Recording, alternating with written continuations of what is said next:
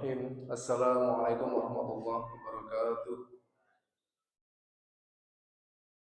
Alhamdulillahilladzi anzala sakinata fi qulubil mu'minin liyazdadu imanan ma'a imanihim. Asyhadu an la ilaha illallah wahdahu la syarika lah wa asyhadu anna Muhammadan abduhu wa rasuluhu la nabiyya ba'da. Allahumma shalli ala sayyidina Muhammad wa ala ali sayyidina Muhammad. Alhamdulillah Bapak Ibu jamaah sekalian dirahmati oleh Allah Subhanahu wa taala. Pada pagi hari ini kita telah sampai pada episode Amul Hazm, yaitu tahun kesedihan pada rangkaian Sirah Nabawiyah Nabi Muhammad SAW. Pada kajian sebelumnya sudah kita dapati bahwa kejadian pemboikotan dari orang-orang Quraisy kepada Nabi Muhammad beserta pengikutnya telah membuat beliau harus mengalami masa-masa paceklik, masa-masa pemboikotan yang sangat berat selama kurang lebih 3 tahun.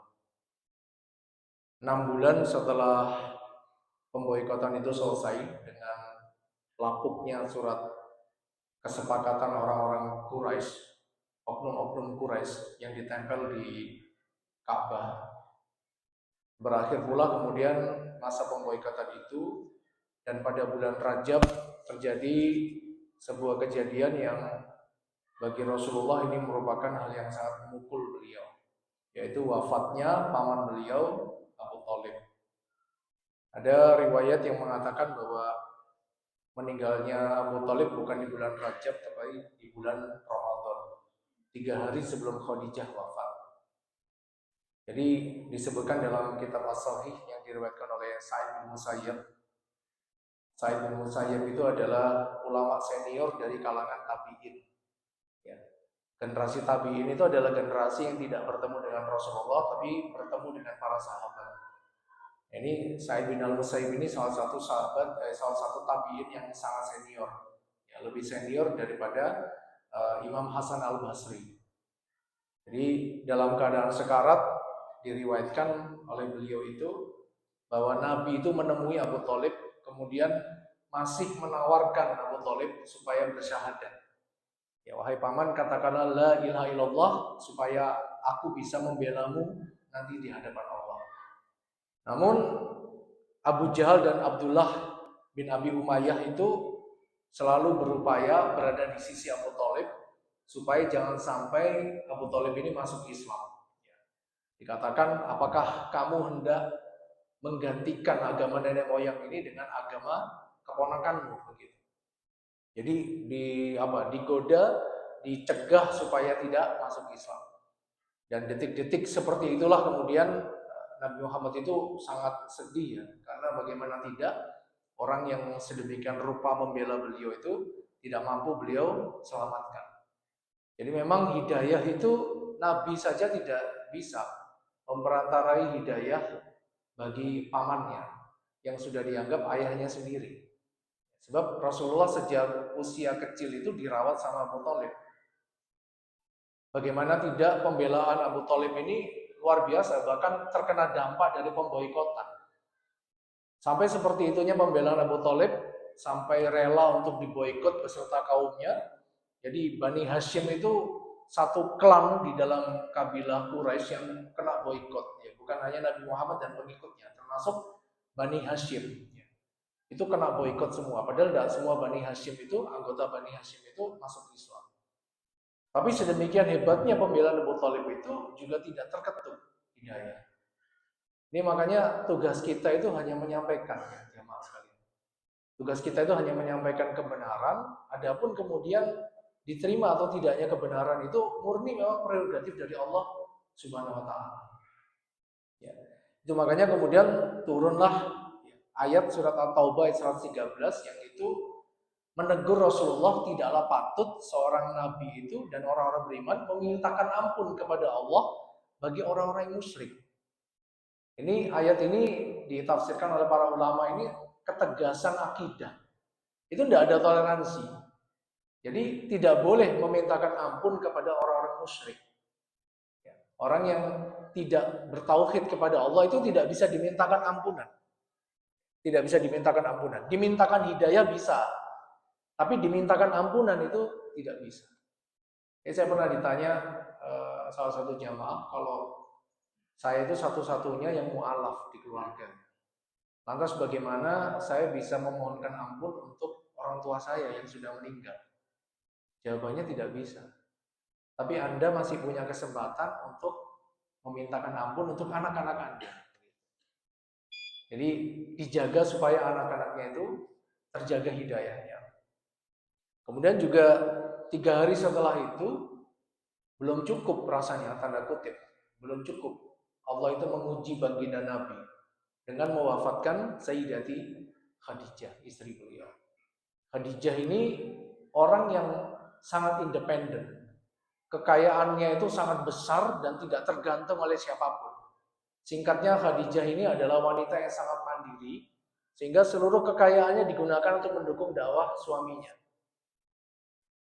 Ada sebuah analisa menarik dari Syekh Said Ramadan Al-Buti dalam kitab beliau Fiqhus Sirah itu. Kenapa Allah mewafatkan 2 orang tercinta dari Nabi Muhammad SAW? Ternyata di antara hikmah yang besar itu adalah supaya dakwah ini, dakwah Islam ini tidak bergantung pada manusia, Bapak Ibu.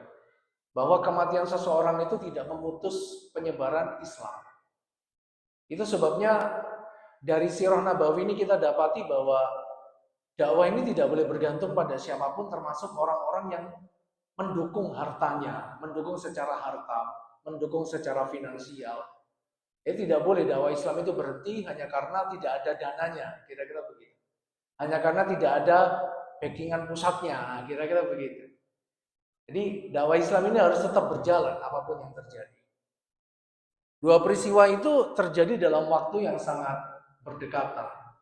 Sehingga memang para ulama sirah membaca kondisi psikologis Nabi itu sangat terpukul, sangat luar biasa. Itu sebabnya nanti 2 bulan kemudian itu, beberapa waktu kemudian itu terjadi peristiwa Isra Miraj ya. Terjadi peristiwa Isra Miraj yang nanti episode berikutnya akan kita bahas. Karena beruntunnya kejadian-kejadian menyedihkan itu, para ulama sirah menyebutkan ini adalah tahun kesedihan. Setelah ditinggal wafat oleh Sayyidati Khadijah, maka Rasulullah menikah lagi. Rasulullah menikah dengan istri yang kedua beliau. Siapa? Ada yang tahu? Setelah Khadijah wafat. Jadi yang dinikahi beliau itu adalah seorang janda yang suaminya itu merupakan salah satu as-sabiqunal awalun. Si suami itu namanya Asyukron bin Amr. Asyukron bin Amr, salah satu dari orang yang berhijrah ke Habasyah di tahun kelima kenabian, yang kita sudah pernah bahas di beberapa episode kemarin. Jadi seorang janda yang wajahnya tidak cantik, tidak juga kaya, tubuhnya keker, agak gemuk. Tidak cantik, tidak putih, tidak kuning. Namanya adalah Saudah. Namanya adalah Saudah binti Zam'ah. Saudah binti Zam'ah. Saudah ini umurnya dipanjangkan Allah sampai nanti eranya Sayyidina Umar bin Khattab menjadi khalifah. Dan Saudah ini adalah istri Nabi yang dikenal keikhlasannya luar biasa. Keikhlasannya luar biasa. Jadi pada tahun-tahun berikutnya ketika Nabi menikah dengan selain beliau, di antaranya menikah dengan Sayyidati Aisyah, kemudian pada waktu perang Khaybar di tahun ke-9 Hijriah itu menikah lagi dengan Sofiyah. Ya. Beliau itu memberikan gilirannya kepada istri-istri Nabi yang lain. Jadi memang sahabiah yang satu ini, Saudah binti Zam'ah ini, salah satu sahabiah yang tidak terkenal. Tetapi keikhlasannya luar biasa. Bagi beliau, menjadi ummahatul mukminin itu sudah cukup. Tidak perlu menjadi orang yang sangat top. Kalau Sayyidati Aisyah itu kan terkenal sebagai guru besarnya para sahabat di bidang hadis ya. Sayyidati Aisyah itu meriwayatkan hadis Nabi terbanyak ketiga setelah Abu Hurairah dan Anas bin Malik. Nah, Saudah ini enggak seperti itu Bapak Ibu sekalian.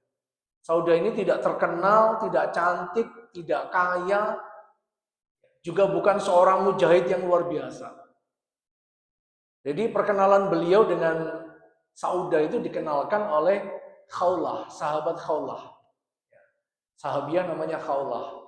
Seorang wanita mujahid, istri dari Utsman bin Ma'zum, salah satu ashabikunal awalun juga. Jadi Khawlah ini kemudian mendatangi Rasulullah. Mendatangi Rasulullah, dan Khawlah ini tentu saja dibimbing oleh Allah Subhanahu wa taala kan, sehingga menjumpai Rasulullah lalu menawarkan beliau seorang Saudah binti Zam'ah atau Aisyah, dua pilihan ini. Nah, pilihannya Rasulullah itu adalah memilih Saudah. Karena waktu itu beliau dalam keadaan pertama kalinya menjadi duda, punya anak-anak begitu kan. Anak-anak ini butuh orang yang bisa merawatnya. Maka Rasulullah mencenderungkan hati beliau kepada sahabat Saudah. Nah, sahabat Saudah ini ketika mengurus putri-putri beliau, diantaranya adalah Ummu Kulsum, Ruqayyah, Zainab, Fatimah, itu seperti ibu mereka sendiri. Saking keibuannya beliau ya, nanti ketika Rasulullah menikah lagi dengan Sayyidati Aisyah, Aisyah itu tidak pernah, Aisyah itu selalu cemburu ya, kepada istri-istri Nabi yang lain, tapi tidak pernah cemburu kepada Saudah. Saking baiknya Saudah. Saking baiknya Saudah. Tidak ada wanita yang tidak pernah membuat aku cemburu, kecuali Saudah ini. Saudah ini tidak pernah membuat aku cemburu. Jadi di hadapan istri-istri yang lain itu selalu mempersilahkan. Ya. Biasanya Rasulullah itu kan menggilir istrinya ya, bergiliran siapa yang hari ini membersamai Rasulullah, ya, siapa yang hari ini bersama Rasulullah, terus seperti itu. Pada waktu hari di mana itu adalah waktunya Saudah, beliau selalu mempersilahkan istri Nabi yang lain. Ini luar biasa keikhlasannya sahabat Saudah binti Zam'ah. Bapak yang dirahmati oleh Allah dan jamaah sekalian, sejenak kita sebelum lanjut kepada kisah berikutnya, yaitu bagaimana peristiwa sebelum hijrah sebelum Isra Mi'raj, yaitu hijrah ke Taif.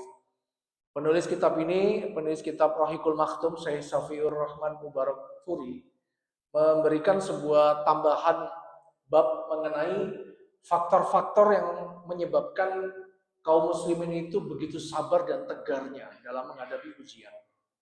Karena memang dalam sebuah hadis itu Rasulullah menyampaikan tidak ada hari-hari yang berat yang aku alami terhadap kaumku sendiri, orang-orang Quraisy, setelah pamanku wafat. Jadi hari-hari setelah pamannya Nabi itu wafat bisa diprediksi ujiannya Nabi itu tambah berat. Bahkan Nabi ketika mau sholat saja, debu itu kemudian dilemparkan ke wajah beliau yang sedang sujud. Kotoran unta dituang begitu saja. Dan sahabat-sahabat beliau itu bukan hanya dilecehkan secara verbal, tapi juga kemudian dipukuli, didorong, kemudian dipersekusi sampai wajahnya tidak bisa dikenali lagi.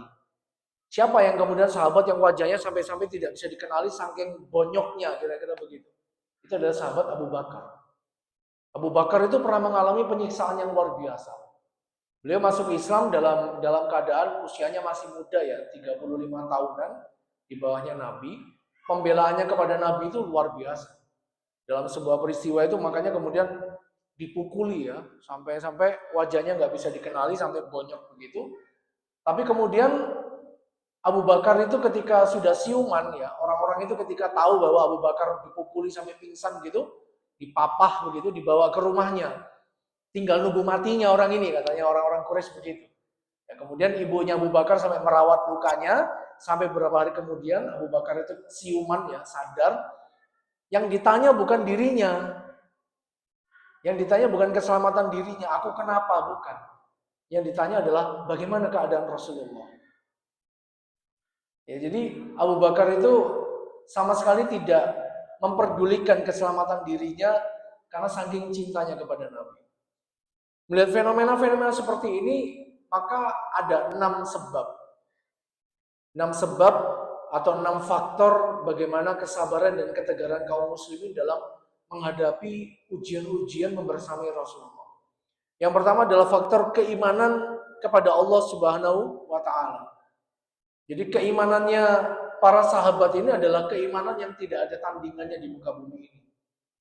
Makanya para ulama sejarah itu ketika membahas konflik para sahabat, perselisihan para sahabat itu tidak ingin membahas terlalu jauh. Karena para ulama-ulama sejarah itu tahu diri. Ini namanya adab sebelum ilmu. Kalau mengikuti kajian-kajian sejarah ala barat itu, Bapak Ibu, pisau analisanya kan bukan pisau analisa adab dan iman ya, tapi pisau analisa hermeneutika. Hermeneutika itu suatu disiplin ilmu untuk membedah suatu peristiwa berdasarkan kondisi budaya dan latar belakang manusia setempat dan mengabaikan unsur-unsur kenubuatan, unsur-unsur agama di dalamnya. Kalau menggunakan kajian sejarah versi barat, kita akan dapati betapa mereka itu sangat-sangat mudah ya untuk kemudian menjelekkan satu sahabat ya, menelanjangi keburukannya seperti itu. Bahkan saya pernah menjumpai sebuah kajian ya. Sebuah kajian itu judulnya provokatif ya. Utsman bin Affan nepotisme. Nah, itu kan tidak beradab sama sekali ya dengan Sayyidina Utsman ya.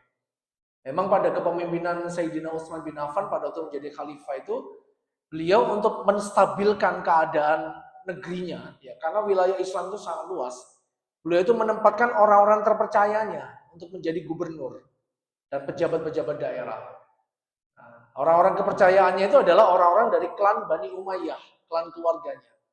Nah, Profesor Dr. Ali As-Salabi itu menyebutkan, menganalisa kenapa Utsman itu membuat kebijakan seperti itu. Karena kondisi umat Islam pada waktu itu sangat-sangat tidak stabil. Area-area baru itu dibuka. Sehingga kalau tidak ditempatkan orang-orang yang terpercaya itu bisa gonjang-ganjing. Terjadi pemberontakan di mana-mana. Nah, kalau kajian hermeneutika itu menyebutkan Utsman ini nepotisme. Sekali lagi kita itu tidak bisa ya menggunakan paradigma hari ini untuk menghukumi peristiwa di masa lampau. Seperti kita misalnya hari ini mengatakan bahwa orang yang menikahi perempuan di bawah umur itu berarti pedofilia. Kita nggak bisa mengatakan begitu pada Rasulullah. Karena pedofilia itu definisi hari ini. Definisi zaman dahulu, wanita itu sudah matang bahkan sebelum usia 12 tahun. Sudah mengalami kematangan, kedewasaan sebelum usia 12 tahun dan siap dinikahi. Dan pada waktu itu tidak ada masalah. Wanita dinikahi sebelum usia 12, sebelum usia 10 itu sudah biasa.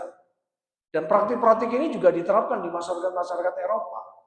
Makanya apa yang kita berlakukan di era sekarang itu tidak bisa untuk menghukumi peristiwa di masa lampau. Ya, kalau hari ini kita mengatakan nepotisme itu adalah mempersilahkan ya keluarga terdekat menjadi pejabat, itu tidak bisa kita berlakukan di masa lampau. Karena praktik seperti itu juga sudah biasa di masa lampau. Ini bagian dari adab ya, adab bagaimana sebuah kajian ilmu itu tidak boleh keluar dari kerangka-kerangka adab. Islam itu begitu, Bapak Ibu sekalian. Jadi tidak boleh sampai keluar dari kerangka-kerangka tauhid, kerangka adab itu nggak boleh. Nah, makanya kemudian ketika kita membahas tentang para sahabat, kerangkanya kerangka iman, bahwa mereka itu adalah sebaik-baiknya generasi. Karena mereka bertemu langsung dengan baginda Nabi Muhammad SAW. Tidak mungkin Allah itu mengutus nabinya kalau tidak ada pengikutnya yang orang-orang yang setara atau orang-orang yang hebat. Itulah para sahabat itu begitu, dipilih oleh Allah sebagai generasi terbaik yang membersamai Rasulullah. Membersamai Rasulullah. Kalau kita tidak memparadigmai sahabat Nabi dengan paradigma seperti ini, bisa-bisa batal keyakinan kita kepada Rasulullah.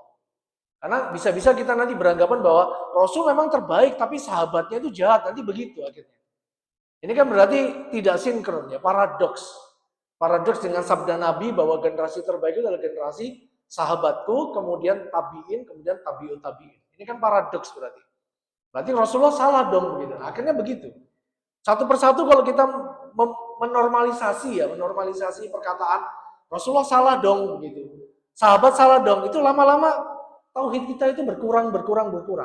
Sampai akhirnya kita lebih dekat kepada kekufuran. Ini berhati-hati makanya, Bapak Ibu sekalian.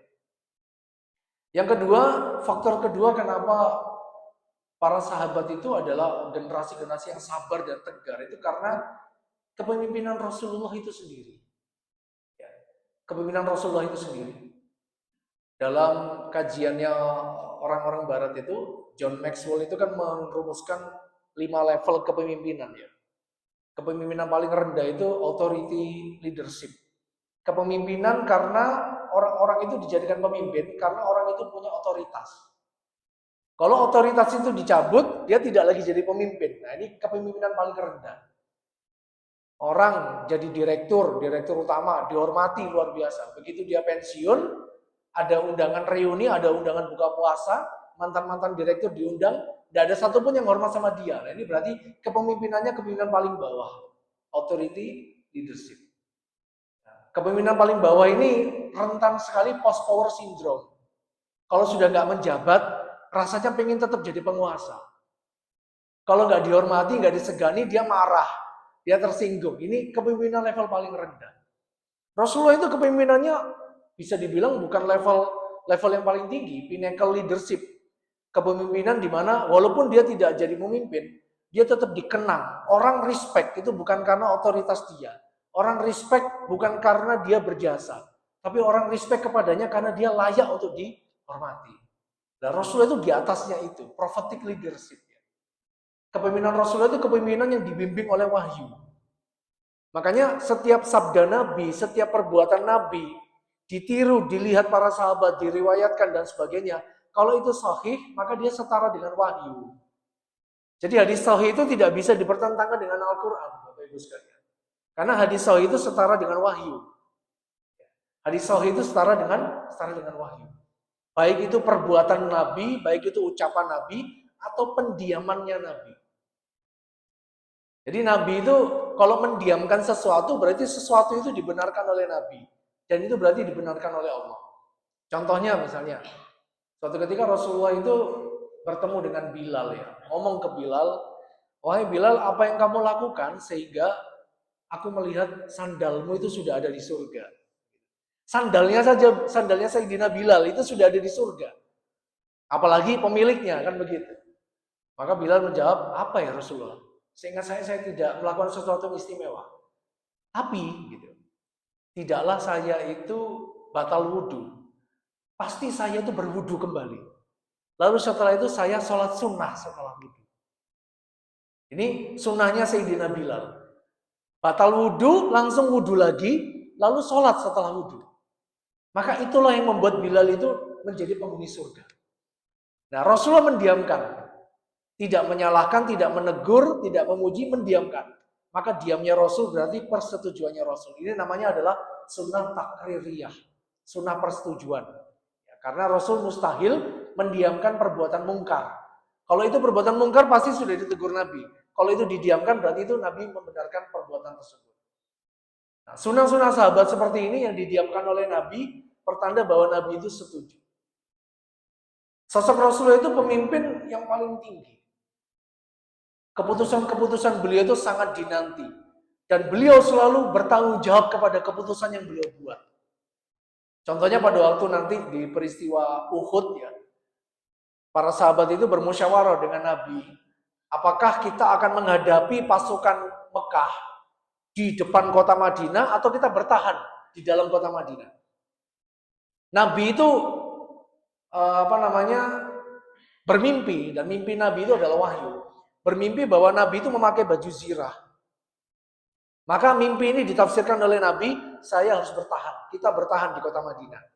Tapi para sahabat ini bersemangat sekali ya, untuk menghadapi orang-orang kafir Quraisy yang mau menyerang Madinah. Karena dendam setelah kekalahan mereka di perang Badar.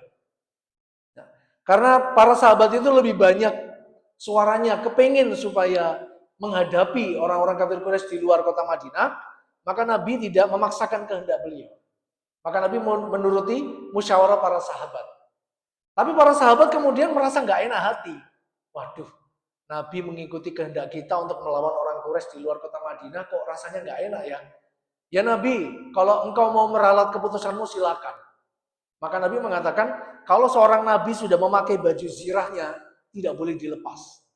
Nabi itu bertanggung jawab kepada keputusan-keputusan beliau. Makanya kepemimpinan yang kemudian dinanti-nanti oleh para sahabat, oleh para pengikutnya.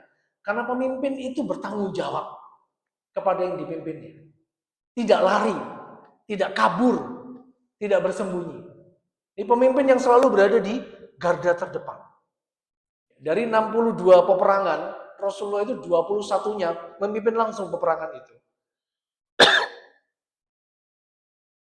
Bapak itu dirahmati Allah SWT, sisi-sisi kesucian Nabi, ya, sisi-sisi keamanahan beliau, kejujuran beliau, itu yang memperkuat sisi kepemimpinannya. Jadi kepemimpinan dalam Islam itu tidak bisa dilepaskan dari unsur-unsur kesucian jiwa. Oleh karena itu, kalau seorang pemimpin secara kualitas kepemimpinan, pengaruh itu bagus, orasi bagus, tetapi ibadahnya tidak baik kepada Allah, maka ini kepemimpinannya ada yang kurang. Kita bisa mendapatkan garansi bagaimana dia bertanggung jawab kepada kepemimpinannya kalau dia tidak bertanggung jawab kepada Allah selaku penciptanya, kan begitu. Makanya kemudian Rasulullah itu adalah contoh teladan dalam hal spiritualitas. Ibadah Rasulullah itu nggak main-main. Ibadah Rasulullah itu nggak main-main. Dalam sebuah hadis itu kan disebutkan riwayat Aisyah itu kan Rasulullah itu pernah sujud ya, mulai dari awal malam sampai akhir malam. Hingga kemudian terdengarlah suara azan Abdullah bin Umi Maktum yang mengumandangkan azan yang pertama. Kan Nabi itu ada dua azan. Azan yang pertama itu untuk mengingatkan kaum muslimin supaya bangun. Azan kedua ketika fajar itu sudah benar-benar terbit. Jadi ketika sudah sampai Abdullah bin Umi Maktum itu mengumandangkan azan yang pertama, baru kemudian Nabi itu mengangkat kepalanya, lalu kemudian salam. Aisyah bertanya, wahai Nabi, kok lama sekali? Nabi mengatakan bahwa pada malam ini telah turun sebuah wahyu, yaitu surat Ali Imran 190-191. Inna fi khalqis samawati wal ard wa ikhtilafil laili wan nahari la ayatin li ulil albab alladzina yadhkuruna Allaha qiyaman wa qu'udan wa 'ala junubihim wa yatafakkaruna fi khalqis samawati wal ard rabbana ma khalaqta hadza batila subhanaka faqina 'adzabannar. Ayat yang berbicara tentang penciptaan langit dan bumi, pergiliran siang dan malam terdapat tanda-tanda liulil albab, orang-orang yang menggunakan pikirannya. Siapa mereka ulil albab itu? Allazina yazkuruna, mereka yang selalu mengingat kami. Qiyama wa qu'udan, ketika dia berdiri maupun ketika sedang duduk. Dan juga kemudian ketika dia sedang berbaring. Wa yatafakkaruna fi khalqis samawati wal ardh, dan senantiasa merenungkan, berpikir tentang penciptaan langit dan bumi. Lalu berkata, Rabbana, ya Tuhan kami, ma khalaqta, tidaklah engkau ciptakan, hadza batila, semua ini dengan sia-sia. Subhanaka, maha suci engkau, faqina adzabannar, maka selamatkan kami dari api neraka. Ayat ini memberikan ilustrasi. Ayat yang berbicara tentang alam semesta, tentang keajaiban-keajaiban galaksi, bintang, tata surya, semua hal yang ada di langit dan yang di bumi, itu harus membuat manusia itu bersujud kepada bumi, kepada tanah. Sambil mengutarakan, Rabbana ma khalaqta hadza batila, subhanaka faqina adzabannar. Makanya kecerdasan seseorang, kepintaran seseorang, pemikiran seseorang, itu harus mampu mengantarkan dia menjadi ahli sujud. Pintar, tetapi kemudian dia tidak bersujud kepada Allah. Ending dari ayat itu kan, subhanaka faqina adzabannar, selamatkan kami dari api neraka. Berarti kalau tidak melakukan aktivitas sujud, merenung kepada Allah, bertasbih kepada Allah, implikasinya adalah neraka. Tidak berguna kecerdasan seseorang itu kalau dia tidak menjadi ahli sujud karenanya. Itu sebabnya ilmuwan-ilmuwan muslim itu di era lampau, kenapa mereka itu sangat agamis, ruhiyahnya bagus, tapi temuan-temuan ilmiahnya juga bagus-bagus, hebat-hebat. Itu karena ketika mereka menggali ayat-ayat Allah di alam sekitar, itu mengantarkan mereka kepada keimanan. Ini makanya Hadratul Syekh Hasyim Asy'ari itu mengatakan kan, tauhid sebelum adab, adab sebelum ilmu. Karena kalau orang itu berilmu tapi tidak beradab, tidak bertauhid, ilmunya tidak berguna. Jadi makanya iman yang benar itu mengantarkan seseorang kepada adab. Adab yang benar itu membingkai perjalanan mencari ilmu. Itu urut-urutan dalam Islam itu begitu. Bapak yang dirahmati oleh Allah Subhanahu wa taala, suatu ketika orang-orang Quraisy, 3 orang Quraisy itu berkumpul. Salah satunya adalah Abu Jahal. Abu Jahal. Mereka ketahuan mendengarkan ayat-ayat Allah yang dibacakan oleh Nabi Muhammad SAW secara sembunyi-sembunyi. Nah, 3 orang ini saling berkumpul, berkelakar begitu ya. Saling memergoki kan mereka itu kan. Mereka saling memergoki telah mendengar ayat-ayat Nabi. Nah, Abu Jahal ini orang yang paling bebal. Orang yang paling ngeyel. Dia ditanya oleh temannya. Kenapa kok kamu, pendapatmu itu bagaimana tentang ayat-ayat yang kamu perdengarkan? Dari dialog ini ternyata nanti Abu Jahal itu ketahuan. Motif dia menolak dakwahnya Nabi. Motif dia menolak. Dia mengatakan begini. Yang aku dengar adalah kami berselisih dengan Bani Abdul Manaf dalam persoalan derajat sosial. Ketika mereka makan, kami makan. Mereka menanggung sesuatu, kami menanggung sesuatu. Mereka memberi, kami memberi. Dan akhirnya kami sejajar dengan tunggangan mereka. Bani Abdul Manaf itu klannya di atasnya Bani Hashim. Ya. Kakek udek siwurnya Rasulullah. Kira-kira begitu ya. Tingkat ke-6-nya Rasulullah. Kami ibarat 2 kuda perang yang saling bertaruh. Lalu tiba-tiba mereka berkata, Bani Abdul Manaf, baninya Rasulullah berkata, kami memiliki nabi yang memiliki wahyu dari langit. Ini saja yang tidak disukai oleh Abu Jahal. Abu Jahal itu bisa bersaing, ya. Dia dari Bani Makhzum. Dia bisa bersaing dengan Bani Abdul Manaf dalam segala hal. Kecuali satu hal. Bani Abdul Manaf, salah satu keturunan mereka yaitu Nabi Muhammad SAW adalah seorang nabi. Secara strata sosial dia merasa kalah. Jadi satu-satunya motif yang paling masuk akal bagi Abu Jahal. Kenapa dia menolak dakwanya Nabi? Karena strata sosial dan pengaruh politiknya berkurang. Ketika Nabi itu diutus kepada bangsa Quraisy, kepada bangsa Arab pada waktu itu. Ini makanya di antara sebab seseorang itu bisa terhalang hidayah, itu gengsi, Bapak Ibu. Ya, gengsi. Dan gengsi itu lahir dari sikap takabur. Kalau orang itu dalam hatinya tidak ada sikap takabur, berpeluang orang itu dapat hidayah. Tapi kalau dalam dirinya itu ada rasa takabur, sombong, akhirnya gengsi, biasanya sulit dapat hidayah.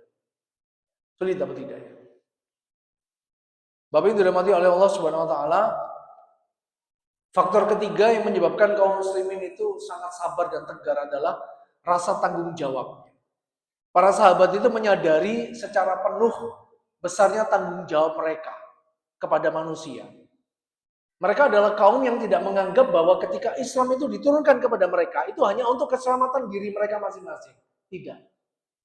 Ketika Islam itu sampai kepada diri mereka, dalam hati mereka itu ada rasa tanggung jawab untuk menyebarkan agama ini kepada yang lain. Tanggung jawab ini dalam bentuk amar ma'ruf nahi munkar. Dan ini menjadi ciri khasnya orang Islam. Orang Islam itu ciri khasnya amar ma'ruf nahi munkar. Bapak Ibu kalau misalnya di jamaah di masjid ini misalnya ya, ada orang sholat dengan 2 bahasa. Bapak Ibu pasti rasan-rasan kan minimal kan ya. Itu sopo ya sholatnya kok pakai 2 bahasa. Ayo ditegur iku didatangi. Selalu seperti itu. Ini ciri khasnya orang Islam. Orang Islam itu adalah kaum yang ketika ada sebuah kemungkaran, hati mereka berontak. Hati mereka berontak. Hati mereka nggak terima melihat sebuah kemungkaran di depannya. Pasti ada upaya-upaya bagaimana supaya kemungkaran ini dicegah. Makanya kalau dalam suatu perkampungan, suatu kaum, amar ma'ruf nahi munkar itu nggak ada, biasanya Allah turunkan azab di situ. Karena di tempat ini, jamaah sekalian ini sadar betul bahwa anak-anak perlu dijaga, maka Bapak Ibu ketika malam menyuruh mereka tadarusan. Dikasih hadiah yang tadarusan. Anak-anak diajak ke masjid. Itu bagian dari amar ma'ruf nahi munkar. Kalau nggak ada lagi orang yang seperti itu, satu kampung dikasih azab sama Allah. Azabnya itu jangan dikira misalnya bumi terbelah, meteor jatuh. Nggak selalu seperti itu Bapak Ibu. Nggak selalu seperti itu.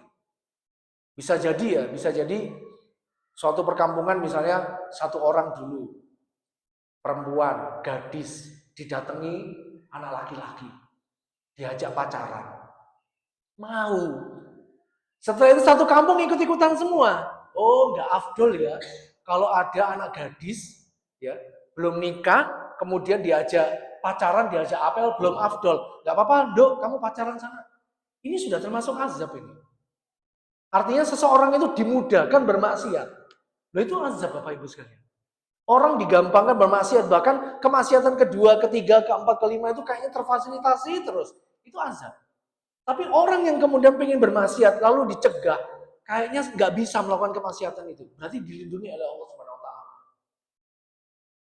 Rasa tanggung jawab ini yang kemudian menjadi motivasi utama para sahabat untuk bertahan. Kalau bukan kita yang bertahan kepada dakwah ini, siapa lagi? Kira-kira begitu. Itu makanya ketika masjid ini ada yang mengurus, luar biasa. Bapak Ibu takmir ini luar biasa. Namanya takmir, orang yang beramar, ya, orang yang mengurusi urusan-urusan umat di masjid ini. Ini luar biasa. Yang keempat adalah imannya kepada akhirat, keyakinannya kepada akhirat.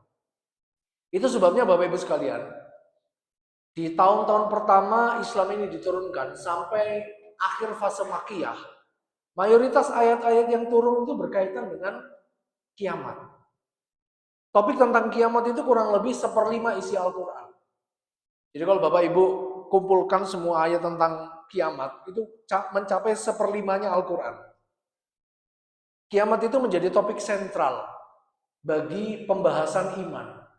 Kenapa bisa seperti itu? Karena dengan keyakinan kepada hari akhirlah seseorang itu bisa terbatasi perilakunya.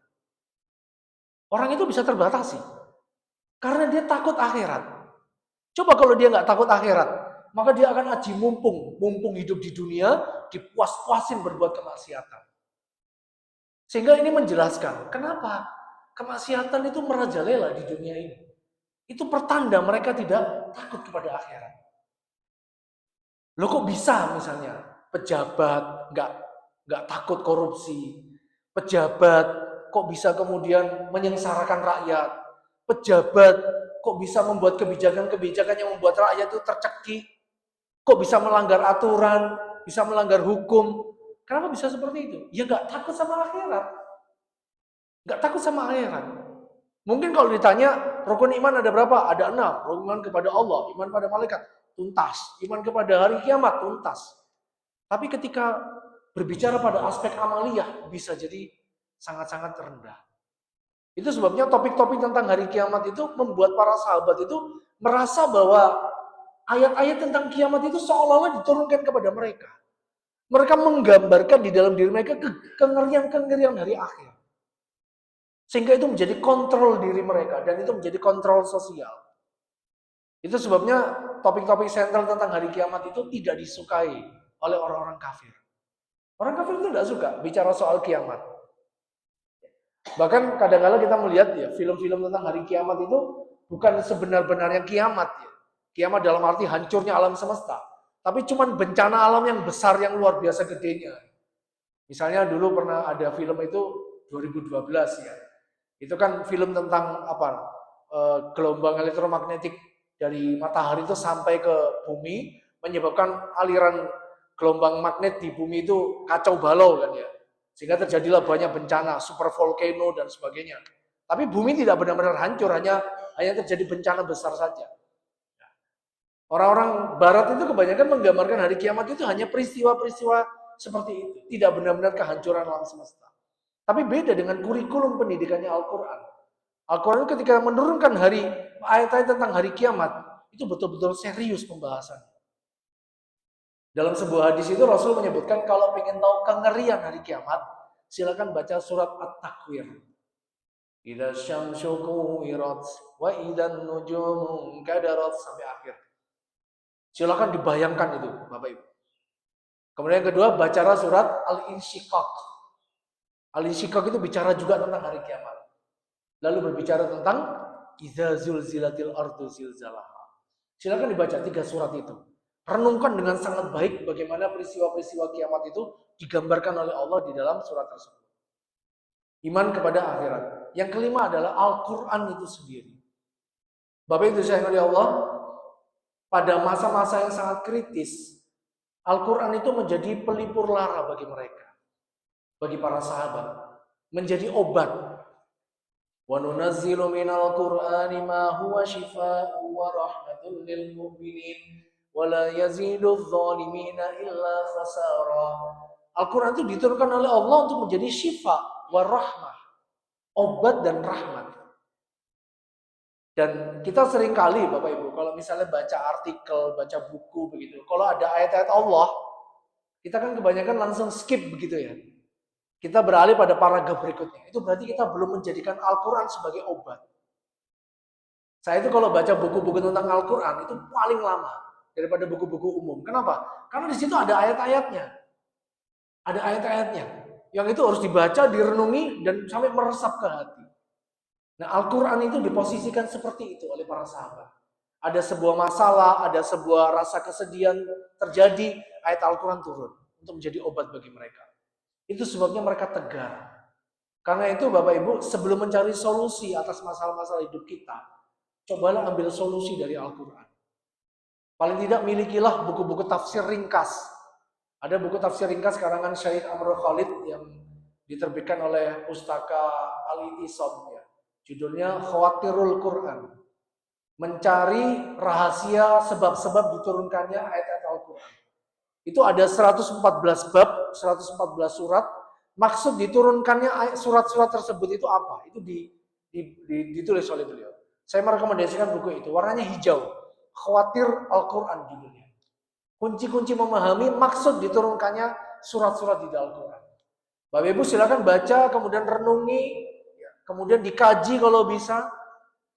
Ketika ada masalah apa, buka ayatnya, baca tafsirnya, baca khawatir Quran. Itu saya rekomendasikan. Yang keenam, yang terakhir adalah berita-berita gembira tentang kemenangan. Bapak Ibu semuanya, di antara ciri Al-Quran yang diturunkan pada masa Rasulullah dan para sahabat itu adalah berita-berita kemenangan. Ya, seperti misalnya ketika terjadi perang antara Persia lawan Romawi. Turun surat Ar-Rum yang di situ menunjukkan bahwa orang-orang Persia akan dikalahkan. Orang Rum akan dimenangkan. Tidak dalam waktu yang lama. Dan Rasulullah lebih memilih untuk memihak kepada Ar-Rum. Lebih memihak pada bangsa Romawi. Jadi Romawi dan Persia ini sama-sama kafir. Yang satu ahli kitab, yang satu musyrik. Orang-orang kafir Quraisy lebih memihak kepada Persia. Karena dekat dengan perilaku mereka, yaitu pagan, masyarakat pagan, menyembah berhala. Beda dengan Rasulullah, meskipun mereka juga kafir, tapi mereka ahli kitab, bertauhid. Bertauhid pada waktu itu. Sehingga kecenderungannya memilih Romawi. Makanya inilah yang kemudian menjadi sebuah usul fikih Bapak Ibu sekalian. Kalau ada dua pilihan sama-sama gak enak, ambil pilihan yang paling sedikit mudaratnya, paling dekat kepada Islam. Begitu. Paling mudah melaksanakan ajaran Islam. Kalau ada dua pilihan yang sama-sama buruknya. Jadi jangan ditinggal dua-duanya. Ambil pilihan yang paling sedikit mudaratnya. Dalam hal ini pilihan Rasulullah itu adalah yang satu meskipun kafir, tapi dia ahlu kitab. Ahlu kitab itu adalah kaum yang diturunkan kitab kepadanya. Kaum yang diturunkan kitab kepadanya. Bapak Ibu dirahmati Allah, yang terakhir apa yang saya sampaikan pada majelis pada hari ini adalah dalam sebuah asar sahabat, Barra bin Azib radhiyallahu anhu itu pernah menyampaikan, pernah meriwayatkan sebuah sabda Nabi. Bahwa Nabi itu diistimewakan oleh Allah dengan turunnya 7 surat panjang. Surat Al-Baqarah sampai surat Al-Anfal.